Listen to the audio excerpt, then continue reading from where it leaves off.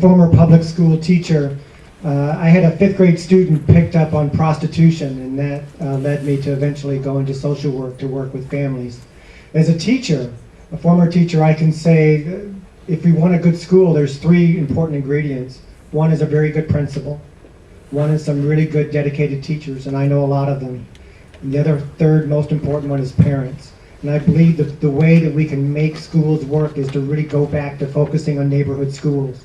When, as a teacher, I always had parent-teacher conferences, and I told my students that if your parent didn't come to my classroom, I was going to go to your parents' home, and I did. Having these schools, having us scattered throughout the city is just, I don't think it's a good way to really encourage parents to participate. So to get that to happen, I want to create incentives to have parents more involved in the community, and also to have residents, area residents who don't have children, more involved. We can have CAPS meetings there. We can have all types of community events at the school so that we are mingling more with one another. I like the approach that Alderman Marion Smith did, and that was she adopted schools. And she used some of her ward menu funds. She got grants, and she worked with the community to adopt each school at a time, and one at a time. And I've been involved in McCutcheon, that Buttercup Park. One at a time, we made those schools better. The other huge part, though, that's so important is there is gross underfunding for schools in high poverty areas, and that's where we have to work with our state elected officials to create reform. That's what's most important. Thank you.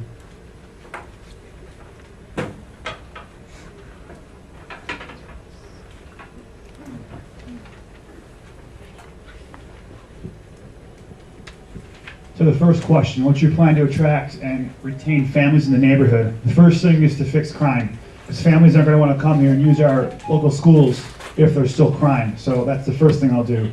Fix the taxes, to bring in new businesses so that they have a place to stay, a place to shop, a place to work in their own community. And then fix the local schools. I work every day when I'm a police officer for 2 hours at Fenger High School. We know the young man was murdered there last year. I'm there every single day seeing it. I was off of work for close to 35 days because I was breaking up a fight at that school. I couldn't walk for 2 weeks. This is happening at every school, and it's not in the press. We have to fix this, so to make sure our local schools are good for every single family, that will keep them in this community. The number one issue, that's what currently 40% of young black men do not finish high school, and I see it every single day when I'm at these schools. That's a travesty. We have to fix truancy. That's the first thing. So I'll work with the police department and the schools and the local school boards to have truancy addressed. If the kids are not in the classroom, they're out doing something else. Unfortunately, our prisons are not filled with the educated.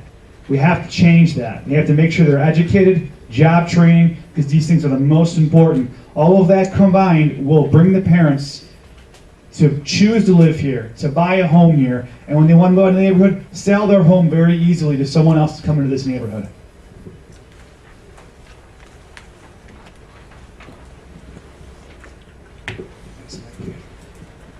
Hi, again, my name is Andy Lam, L-A-M, punch number 57.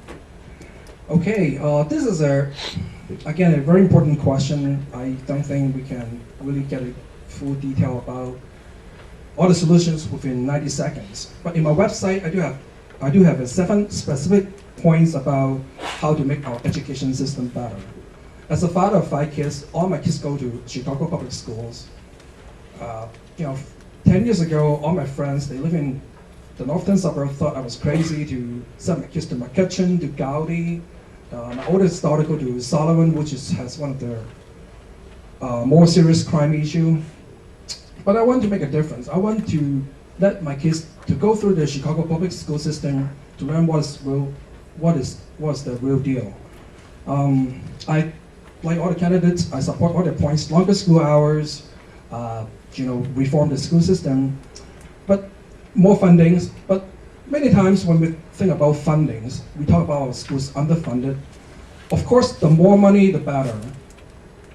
But if we look one step deeper, I think we need to look at how the monies are being spent or being misspent. I think there are lots of misspending in the CPS money. The New York Times reported our math and science score are ranked around the 25th worldwide. We are being outscored big time by China, Hong Kong, Pakistan, and some African countries. And these countries have much, much lower dollar amount for educating their children than we do. Okay, thank you very much. Goodbye. I definitely have a vested interest in the Chicago public school system as a former student. Again, Caitlin McIntyre, sorry. I was raised here in the 46th ward by a single mother of very limited means, and she fought tooth and nail to make sure that I got to go to the best Chicago public schools possible. Unfortunately, those schools were not in our neighborhood, and I would have loved to have that ability, and I think parents shouldn't have to fight that hard. It's everyone's right to be able to go to a good neighborhood school. So we really need reform on two levels. On the upper level, we again need a superintendent who's not appointed by the mayor. We need to have leadership that has a background in education, that is supported by the educators in all of our schools. And I think that we have an unprecedented opportunity to make that happen with the new administration coming in. On a local level, we really need to work with principals to find more funding for schools, bringing that money back from TIFs, but also finding more creative sources of funding. One of the best things about Walter Payton, where I went to school, was our principal, Gail Ward. She was really good at finding private and corporate funding for the school, and a large percentage of the money that we had to buy computers and science labs came from private corporations. And as alderman, I would work and adopt local schools and work with the principals there to find better sources of funding and work with parents to demand accountability in how that money is being spent. I mean, you should have a choice as a parent as to whether school funding is going to buy more computers or hire another teacher for a classroom that has 40 students. That's very important because we're never going to have young families come into our neighborhoods, if we have high crime and we don't have good schools. Thank you very much. Okay, so I'm asked to make two remarks before we go to the closing statements where the candidates will explain why they think they deserve your vote. First of all, to look out and see this big of a crowd of people who gave of their time to learn the issues and learn what people stand for is very impressive about how people are committed to this neighborhood. So give yourselves a hand for your commitment.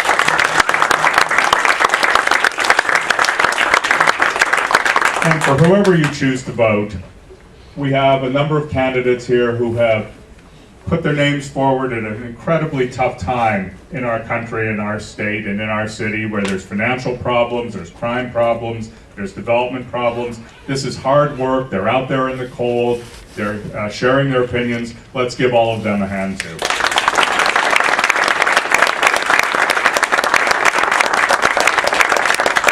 And now it's time for closing statements. Afterward, the candidates will be around to answer specific questions you might have. Feel free to come forward. The store is open till 9, so you can ask your longest possible questions. And since we started at the beginning of the alphabet for the opening statements, we will start at the end of the alphabet for the closing statements. Candidates will have 1 minute each, starting with Emily Stewart.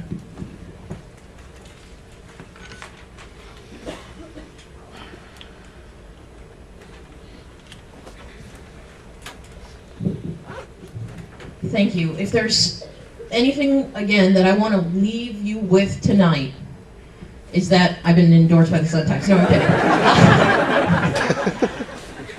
I'm a realist. I know these questions are very difficult, okay?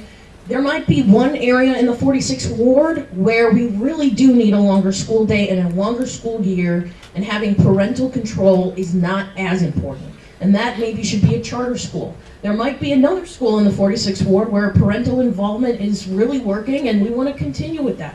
These are not easy questions. What I promise to do is work with the community to get us to where we think we need to be together. I'm also very committed to tackling our city's financial crisis and financial problems so that the 46th ward has the resources it needs to move forward.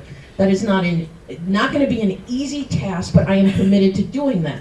That's why I stood up to the special interests and said I do support restructuring pension funds for current employees of the city. Not because I'm an ideologue, but because I know it's necessary to move forward, and that's my focus. Thank you very much, Emily Stewart.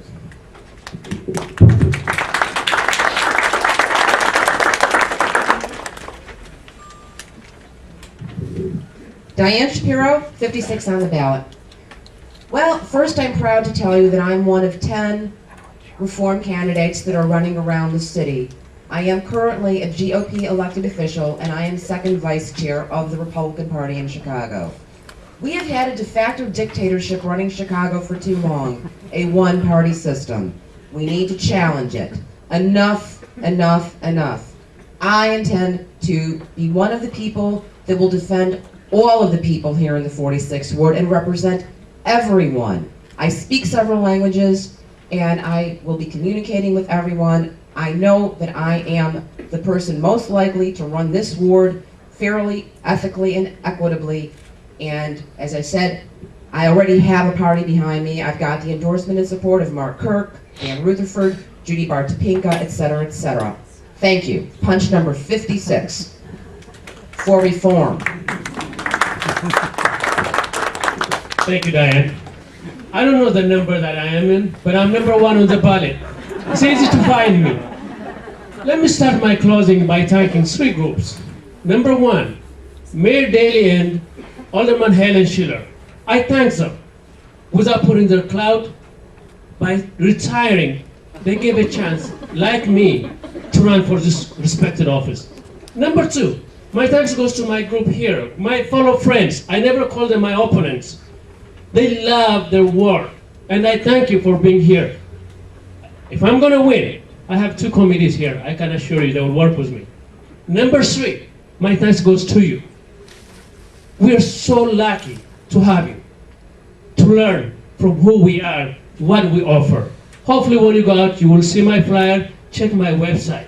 I'm one of the candidates who appreciates, who wants to give from his heart to serve.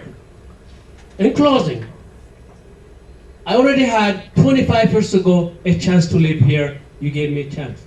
I'm asking you again, one more time, February 22nd, to give me a chance. Here's how it goes. Starting January 31st to February 17th, early voting, go punch on touch screen, poke on me. On February 22nd, vote for me. Thank you.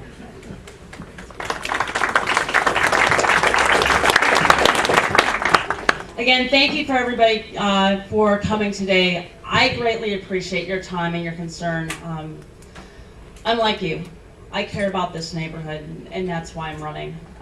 My name is Molly Phelan. I've been endorsed by the Chicagoland Chamber of Commerce, and I've also been endorsed by Emily's List, which is a national organization that represents and endorses women like me who want to move things forward in terms of educational reform and reform for families. I want to represent you. I have represented everybody in this room over the past several years in terms of my commitment and things that I've put forth in terms of tax increment financing reform and zoning challenges that have occurred within the 46th Ward. We have an opportunity in City Council. We're standing at the edge of a new day, and there's many things that can be done with the proper representation, not just for the 46th Ward, but for Chicago overall. I ask that you join me at my campaign office at 4660 North Broadway, at Broadway and Clifton, after this meeting. I'd like to talk to you more about these issues that we've discussed today, because there's a lot more to discuss in terms of business development, in terms of safety, in terms of education. My website is phelan46.com. I'm number 2 on the ballot, but number 1 in your hearts, Molly Phelan. Thank you.